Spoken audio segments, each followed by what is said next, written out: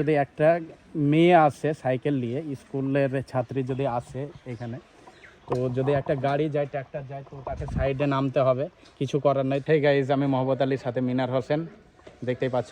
আজকে চলে এলাম গকনো গার্লস স্কুলের সামনে দিয়ে যে রাস্তাটা গিয়েছে, রাস্তাটার পরিস্থিতি প্রচুর খারাপ। তো সে বিষয়ে কিছু আমার অডিয়েন্স কমেন্ট করেছিল যে ওই রাস্তাটার ভিডিও বানানো দরকার এবং মানুষের সামনে আনা দরকার, যে রাস্তাটার উপর প্রচুর অত্যাচার হচ্ছে, ওখানে যে মেয়েরা আসছে স্কুল, ওখানে প্রবলেম হচ্ছে সে বিষয়ে। তো চলো রাস্তাটা দেখি এবং কমেন্টমেন্ট দিই কীরকম হয়ে আছে রাস্তাটার অবস্থা। তো দেখতে থাকো, সাথে থাকো। এই যে আমরা এখন ঢুকবো গার্লস স্কুলের সামনে দিয়ে রাস্তাটাই দেখতে পাচ্ছ, এটা হচ্ছে যে মূলত সেই রাস্তাটা গার্লস স্কুলের সামনে দিয়ে চলে যাচ্ছে। এটা এই সামনে দেখতে পাচ্ছ, এটা হচ্ছে গার্লস স্কুল, আজকে বন্ধ আছে যেটা। তো সে বিষয়ে বন্ধ অবস্থায় ভিডিওটা বানাতে আমাদের সুবিধা হচ্ছে, যেহেতু কোনো মেয়ে নাই এখানে। তো যে রাস্তাটার কথা বলছিলাম, সেই রাস্তাটা হচ্ছে সামনেই, এই যে দেখতে পাচ্ছ এখানেই যে রাস্তাটা সামনে একদম প্রচণ্ড খারাপ হয়েছে। দেখতে পাচ্ছি যে রাস্তার উপর প্রচণ্ড অত্যাচার হয়, যেটা এই যে ড্রেনের অবস্থাটা প্রচুর খারাপ হয়ে আছে।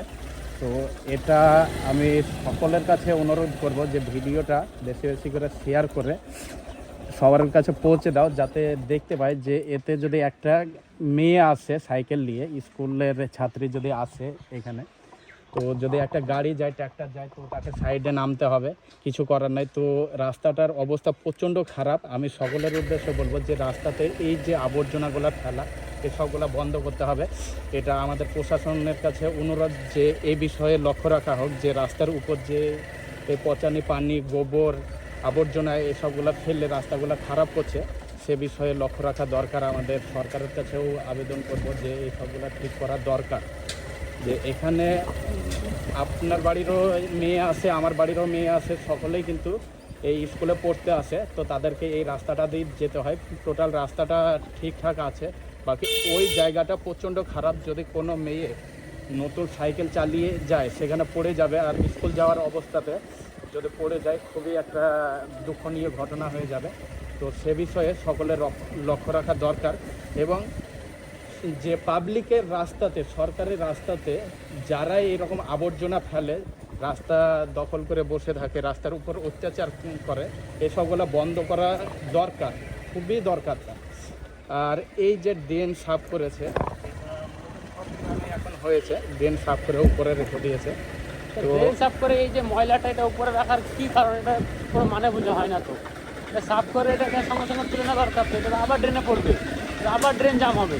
এটা শুধু এই গকনো বলেই না, কিন্তু এটা টোটাল আমাদের গ্রামেও কিন্তু এরকম অবস্থা।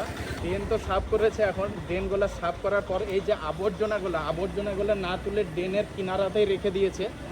এটা প্রত্যেকটা গ্রামেই হয়েছে। আমি যতটাই গ্রাম গিয়েছি, তো সেখানে দেখতে পেয়েছি এরকম আবর্জনাগুলো তুলে কিনারায় রাখা হয়েছে। এগুলো তো আবার 2-3 দিন পর আবার তো ওই ড্রেনে পড়বে, আবার বন্ধ হয়ে যাবে। আবার সে আবার একটা প্রকল্প আনতে হবে, দিয়ে আবার এই ড্রেন আবার পরিষ্কার করা হবে, আবার এইভাবে রাখবে, এইভাবেই চলতে থাকবে। ড্রেনে আটকে দেবে মানুষকে, ড্রেন সাফ করাতে মানুষকে আটকে দেবে।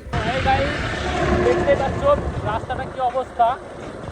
ওই রাস্তাটা সাফ করা খুবই প্রয়োজন, তার কারণ ওই রাস্তা দিয়ে গার্লস স্কুলের সমস্ত মেয়েরা যায়।